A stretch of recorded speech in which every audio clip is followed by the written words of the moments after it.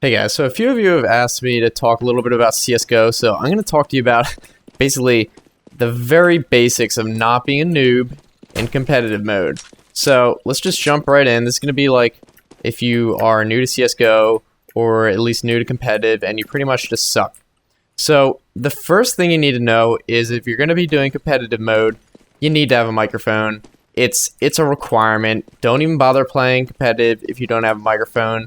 It's extremely annoying if you're on a team and one person doesn't have a microphone, or God forbid, multiple people don't have a microphone. And it's just a pain if, they're trying to even type out callouts. You're not paying attention to the chat, that kind of thing. So just get a microphone. It's not that hard. People would rather have a squeaky on the team than no teammate making calls at all, because that brings me to the next thing, which is just make calls. And I'm on Inferno right now, and you don't have to have a whole speech about where these people are. The two things that I usually tell people are say how many and where. Those two things, that's all you have to say. You don't be okay, well he's mid and he's coming up this way and he's got this he's running out. No, just because all you have to do is say how many and where. That's really all people care about, because they can't see what you see. So if you try to explain it in too much detail, it's too much information. It's clogging up the chat. So how many and where, and the only exception is if they have some notable gun, like if they have an AWP, definitely mention that, and say they're all saving or you're all saving, and he's the only one with an MP7. You might be like, oh, he's got an MP7, something like that, just the SMG. Because the reason why how many and where, it should be pretty obvious, but there will be people where they're watching mid. You're like, oh, go watch mid, and then they're like, okay, I'll go watch mid, and then they'll start yelling mid, mid, mid, mid, mid, mid, and it's like, what does that mean? He's really excited. Okay, there's obviously something going on mid. There's obviously guys there, but are they all there? Should we rotate? Is it just one guy who's lighting him up? We don't know. So you have to say how many, and then if you just say something like, oh, there's one guy there. Okay, where are you? No one knows. So how many and where? That's really all you have to call. If they have a notable gun that you think the team would care about, such as if they all are ecoing and the team thinks they all have pistols and he has an AK, well, say that guy going up cat's got an AK, something like that. So just think about what the team might need, that's really all you have to say. Next, if someone makes a call, then you have to keep in mind how many people should rotate. If, say you have a standard setup, maybe you have one guy on this side, one guy on that side, one up in apartments, and then two at B over there, and you see two guys rushing up mid. Here, God, these guys two guys rushing up mid, they're rushing up mid, or something like that. And then it's only two guys, and meanwhile over here, these guys are just setting up, waiting to see if you're going to over-rotate, and then these guys over here, if they start to rotate all the way back just because of two guys, and they run out of the site, and then these guys that are setting up over here just kind of walk right in. So that's why you don't want to over-rotate unless, if the teammate calls a rotate, then you might want to rotate. So keep that in mind. You don't want to call a rotate if it's not necessary. If there's four guys rushing up, mid, it's probably safe to call a rotate. Maybe keep one guy in B if you don't see the bomb, because it's totally possible that they would have four just rush up mid on an eco, and then have the bomb guy up on banana here. So that's another thing to keep track of, is where the bomb is. If you don't see the bomb, don't rotate. It's that simple. Don't rotate if you don't see the bomb. Unless it's pretty obvious that they're committing to that site. If there's only one guy holding the site, and four of them rush out of apartments, still call the rotate, because obviously this guy's gonna need backup. If you're here, you're gonna need backup still. You're not gonna be able to hold them all off. So, you know, maybe ask for a couple people to rotate, not the whole team.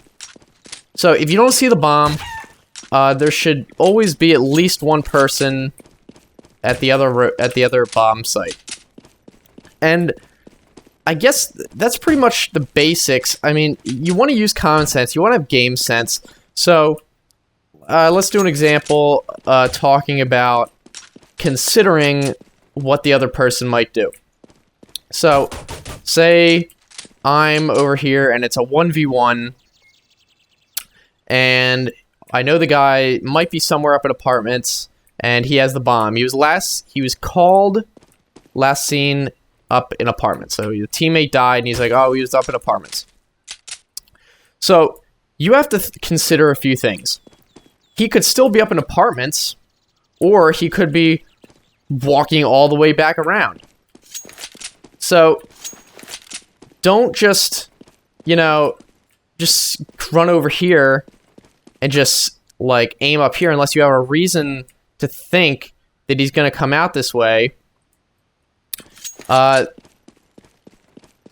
for a 1v1, it's going to be really hard because if he has a lot of time, then, you know, he might go all the way back to the other bomb site. But if he doesn't have a lot of time, you want to think about, okay, if he was up in apartments and I just got here, he didn't really have that much time to move, and there's not a lot of time left in the round, where is he most likely to go? And it's kind of like, you know, reverse psychology, or you have to like do a little bit of inception, because at the same time he's thinking about where you want to go. So never assume that the person's just going to sit still, because if he knows that if he kills a guy right here, then that guy is going to call out that he's right here. So don't assume that he's just walking around right here, you know. Oh, he's going to be moving around. He's definitely going to move somewhere else other than where he was last seen, so you can't sneak up on him. And you want to be a little bit unpredictable. Come on, chop. At the same time, he might also think, okay, well, this guy's gonna call out that I'm right here, and he was probably the only one holding this side. So if I just killed this guy over here and he just called that out, I probably want to look over here to see where the rotator's coming from. So this might be something that he's watching for. So don't just assume that just because you know where he is, that he can't predict where you're coming from. You have to be really vigilant no matter where you're going. Check all the corners, because he might be waiting for you. He might expect you, just, oh, come up and pop, oh, he's up in the apartments, let's go. And then he shoots you as soon as, because he knows where you're probably going to come from. So I guess that just comes from experience and playing a lot and seeing how people, where people sit. You know, it's kind of frustrating for experienced players playing against new players because they sit in the dumbest spots. So if you're an experienced player and you're playing against a lot of noobs, you definitely have to check all the spots, because, you know, they might be sitting in some stupid spot and just, you know, kill you with some cheap spot. So no matter who you are, you really have to check every corner. If there's a possibility that someone's around a corner, you know, you're gonna have to check it, because the times you don't check it is when they're gonna be there. I guess this is kind of a long video. I guess I made my point. I just wanted to talk about the really general strategy of playing and having game sense. Just know where your teammates are and where the enemies were last seen, or where they haven't been seen. You know, if there have been no enemies seen at like A, for example, and there's only they're pushing up, your teammates are pushing up banana and they don't see anything, well, then there might be a pretty good chance that they're hiding either alt mid or setting up an apartment or something like that. So just, you know, you really have to be aware of what you have to keep in mind everything that the team knows, and that's why calling out is so important. So keep those tactics in mind. It's really simple. A lot of it's just from playing a lot. I'm not a CS god or anything. My rank on my main is DMG. So if you guys have any questions, let me know. If you have any specific questions about like a topic, maybe not a really easy question, but something a video would warrant, then let me know in the comments, and maybe I'll make some videos in the future talking about CSGO. Thanks for watching.